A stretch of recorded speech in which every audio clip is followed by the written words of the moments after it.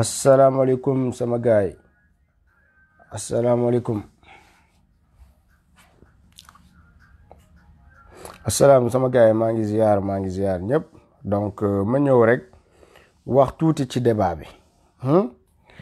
fan yi nag débat bi maa ngi remercier ñi ko posé. maa ngi remercier bu baax enseignant patriote yu nekk Sénégal di veiller ci suñu merci, di veiller ci suñu aada, di veiller ci suñu cosaan. dafa nekk lu am solo ay enseignant buñ ko defee suñu xel dina mën a dal. Donc enseignant yépp yu am taxawaay boobu, sachez que loolu mooy seen taxawaay en tant que enseignant, loolu mooy seen taxawaay en tant que panafricain, loolu mooy seen taxawaay en tant que père de famille, loolu mooy seen taxawaay en tant que musulman, loolu mooy seen taxawaay en tant que chrétien. Est-ce que c'est clair? Loolu mooy seen taxawaay. ñun dañoo nekk dëkk boo xam ne keroog génn naa ma wax leen ma ne leen ñun waruñu bokk ci ñoo xamante ni ay logique ñoo leen di yóbbaale. Parce que lii nii dañ ko bëgg a forcer ci àdduna bi nga war ci dem sans réfléchir. mooy li ma leen waxoon rek lu Macky Sall wax. Je vous ramène toujours à Macky Sall parce que c'est toujours lui le responsable. Macky Sall génn na ñu laaj ko lan moo tax ngeen di persécuter borom ñaari tur yi Sénégal. Macky Sall ne leen moom persécuté wul kenn. Sénégal ñun suñu mentalité population bi moo am nu mu tollu. bu demee ba changer yu bari dina mën a changer. Donc lu mu wax gars yi mooy mentalité bi lañu war a changer pour accepter loo population bi lu mu bëggul accepter. Donc mentalité nan lañ koy changer foo xam ne foofu la ñuy dugal xam-xam ci bopp nit, foofu lañ koy changer. En l'occurrence les écoles. Donc Macky Sall moo joxe implicitement autorisation pour que ñu jaarale ko ci éducation, raxas bopp sénégalais yi, nanguloo suñu doom yi lépp loo xam ne loolu la seen papa yi nangutoon. Parce que seen papa yi éducation sexuelle boobu jaaruñu foofu pour laver seen cerveau. Est-ce que vous me suivez bien? J'espère que vous me suivez jusqu'à présent. Donc Macky Sall génn bu mu génn sénégalais yépp kontaan, kilifa yi kontaan ne Macky Sall dëggal na yoonu Sëñ Touba, dëggal na yoon El Hadj Malick, dëggal na kii ak Baye Niass. loolu noonu yépp génnoon naa ne leen ay naxem mbaay la. génn naa wax ko kilifa diine yi, génn naa wax ko ñépp. nee naa leen Macky Sall lu mu fi wax génn naa wax ko du benn du ñaar du ñett. nee naa leen Macky Sall lu mu fi wax mooy sénégalais yi dañoo tollul foo xamante ni mentalité yi pour l'instant mën nañ accepter lii nii. waaye mentalité yi bu changé rek lu bari di ngeen gis ni dina mën a am ci Sénégal comme ni ngeen ko bëggee feneen. wax naa ko kilifa yi, interpellé naa ci kilifa yi, interpellé naa ci ñëpp. waaye nag gisuma kenn wax ci. donc nit ñi dañoo yaakaaroon ñun activistes yi ñun ñooy fen comme d'habitude. waaye Macky Sall moom moo dëggal boppam. waaye yàlla feenal na ñëpp. yàlla feenal na lépp. donc léegi ñu ngi koy bëgg a jaarale fu leen Macky Sall wax pour ñu laver bopp xale yi. waaye léegi nag parents d'élèves yi ñoom qu'est-ce qu'ils vont faire? Qu'est-ce qu'ils doivent faire? Autorités, qu'est-ce qu'ils doivent faire? Les parents d'élèves, qu'est-ce qu'ils doivent faire? Les marabouts, qu'est-ce qu'ils doivent faire? Parce que ku nekk am na rôle am Sénégal. Enseignants yi ñoom bu affaire bi yeggee seen niveau, ils ont rempli leur mission. Donc syndicat enseignement bi ñu ngi leen di ziar, ñu ngi leen di sant bu baax a baax ci ni ngeen déggalee seen bopp. Donc ñooñu amaluñu dara. Enseignants yi ñoom pare nañ ak ñun. Est-ce que vous avez compris? Enseignants yi alerté nañ, ñoom def nañ seen liggéey. Donc léegi kenn mënul situer responsabilité enseignants yi.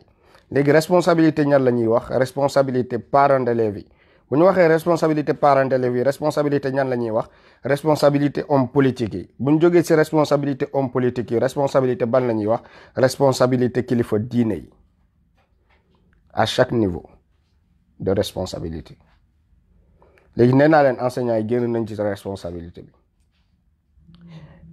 parents d'élèves yi ñoom lan la ñu wax? le collectif des parents d'élèves. waxaguñu dara. donc dañuy xool niveau de complicité bi fan lay toll. ok niveau de complicité ñëpp ñu nar a nekk complice dinaa leen démasquer au fur et à mesure ñu dem bës leen bouton cœur bi bu baax ngeen sécuriser direct bi. donc nee naa leen première responsabilité mooy enseignants yi. enseignants yi ñoom génn nañ dégager seen responsabilité. deuxième responsabilité des parents d'élèves yi fan lañ nekk lan la ñu wax loolu dañ koo bëgg a dégg dans les heures qui suivent.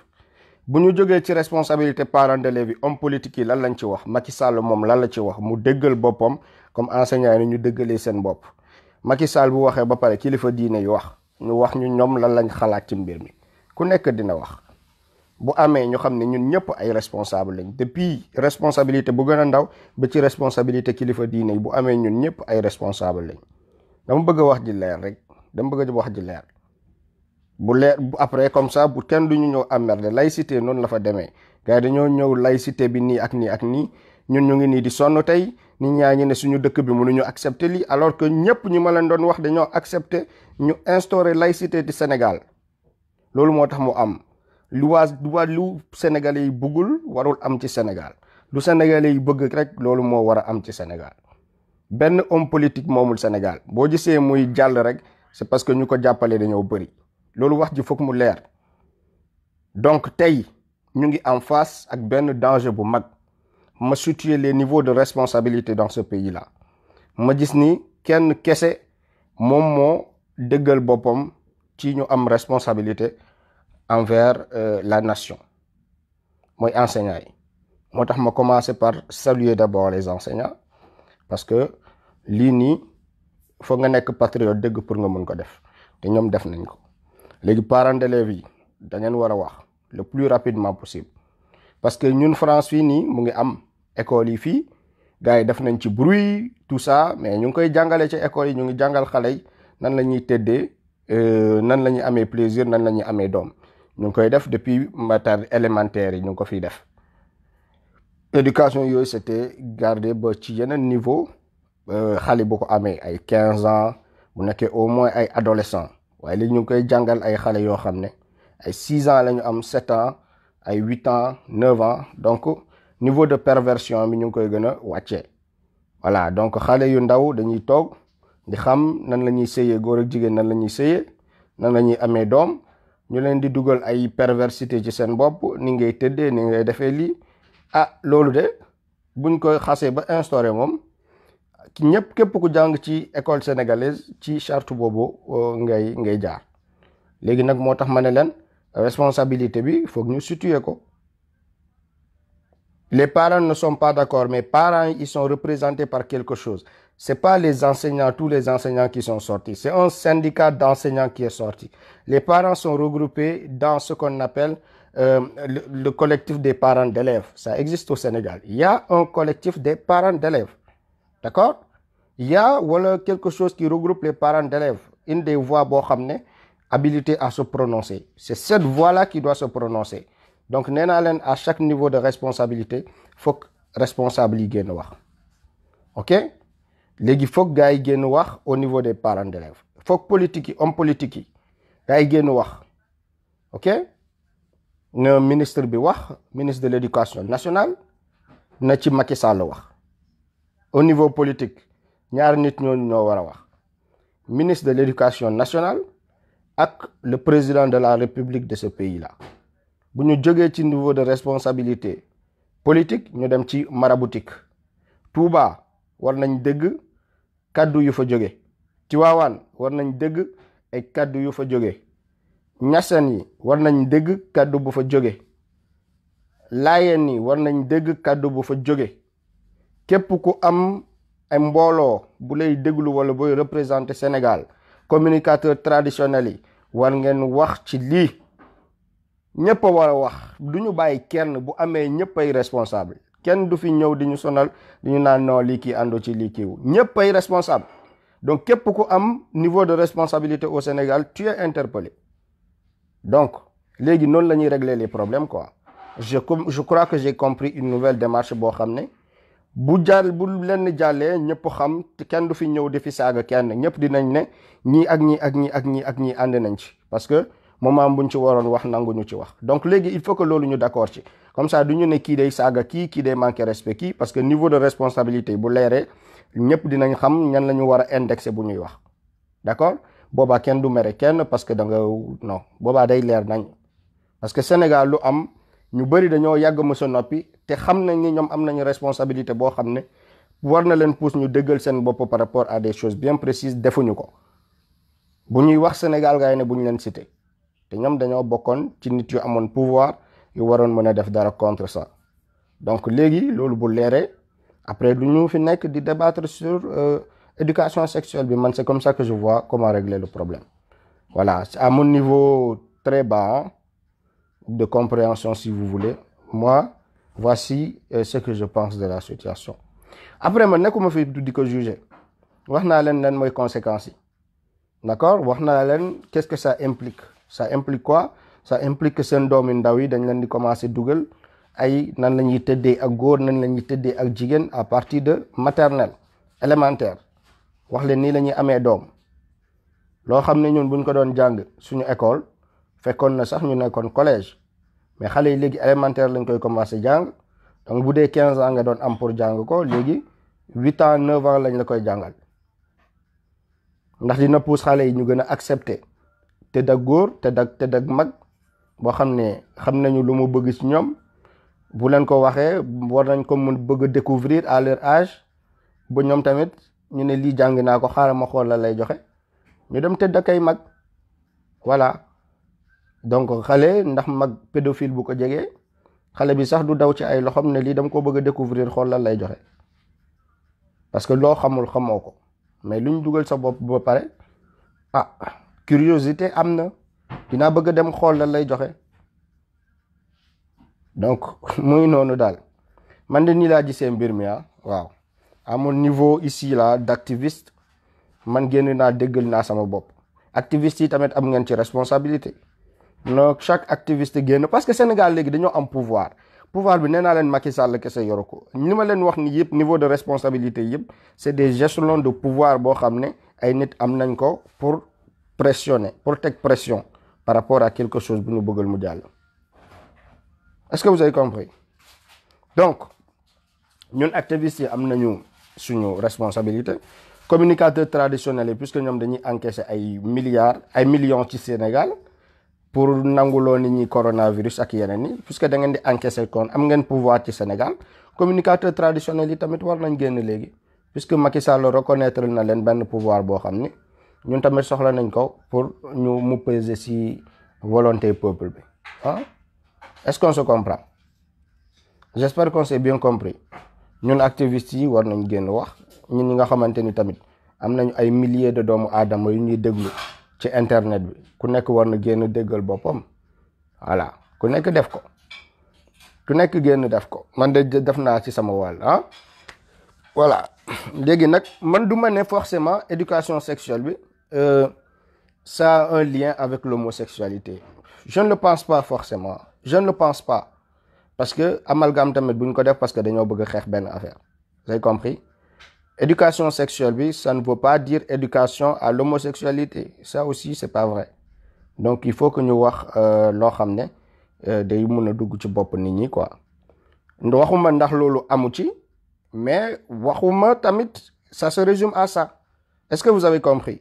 waxuma ce n'est pas un moyen de profiter dugal leneen ci biir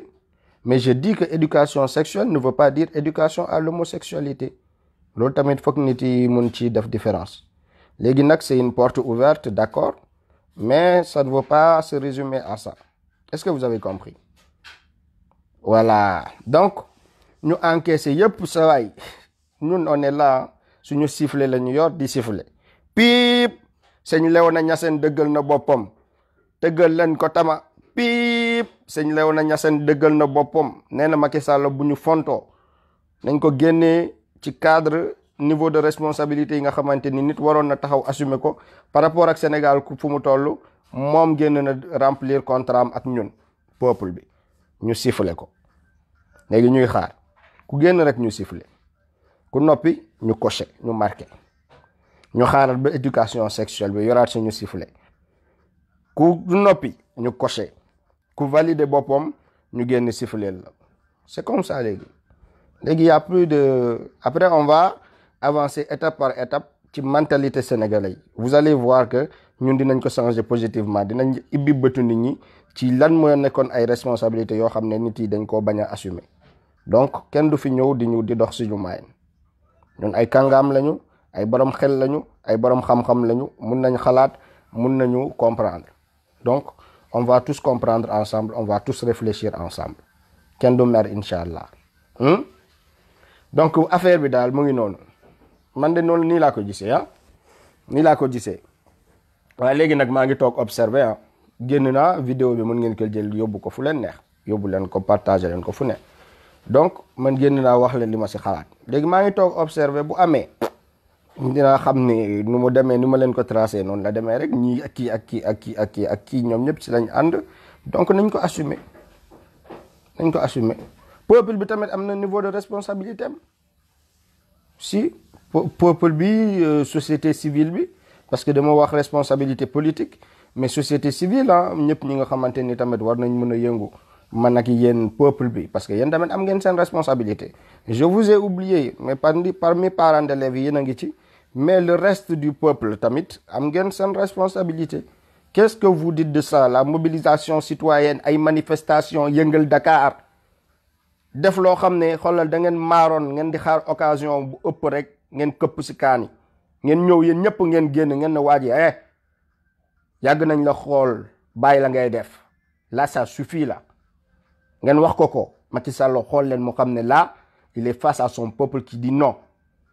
voilà ku ko woo ne ko mu ne la sama peuple bi xanaa gisoo luñ la woon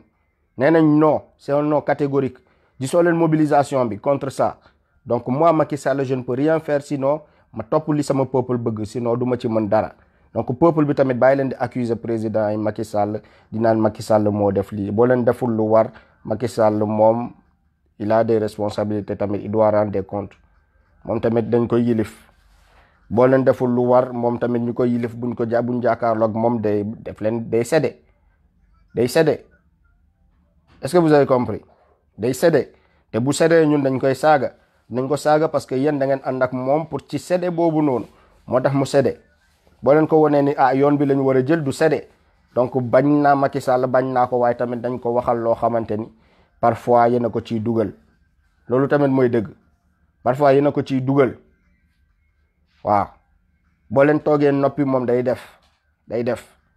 parce que loolu loi yooyu la ñu signé ci àdduna bi ñun dañoo nekk ci benn danse boo xamante ni boo nekkul président boo xam ne sa peuple bi day am taxawaay da ngay engagé rek de suñu dëkk bi dafa am yu bëri lu mu signé loo xam ne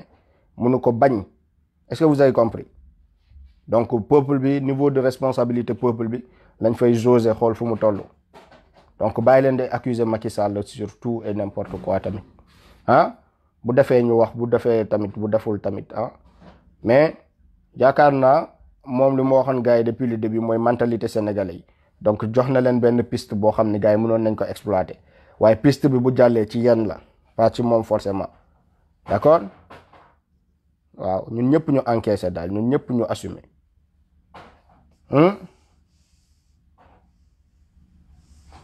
non on t'emprisonne pas les artistes ont manifesté il y avait interdiction de manifester gisoo leen artistes yi génn ñoom ñoo ëpp fulla mbooloo bi ñoo ëpp fulla suñu peuple bi artistes yi ñoo leen ëpp fulla yéen naan ku génn ñu tëj non pas ça il faut pas dire ça artistes yi génn nañ dañ leen tere manifester mais artistes yi génn nañ ñooñu dañ leen war a won exemple ñoom génn nañ manifester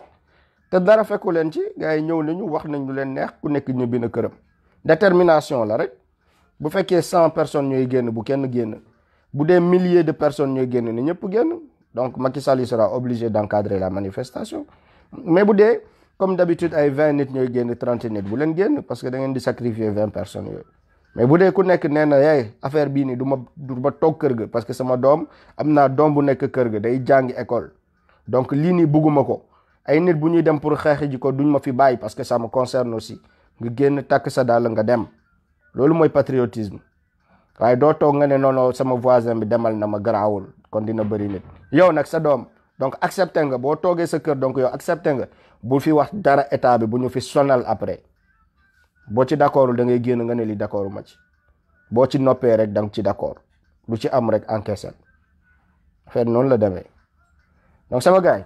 maa ngi leen di sant yéen ñëpp man de lii moo ci sama avis bu ndaw rek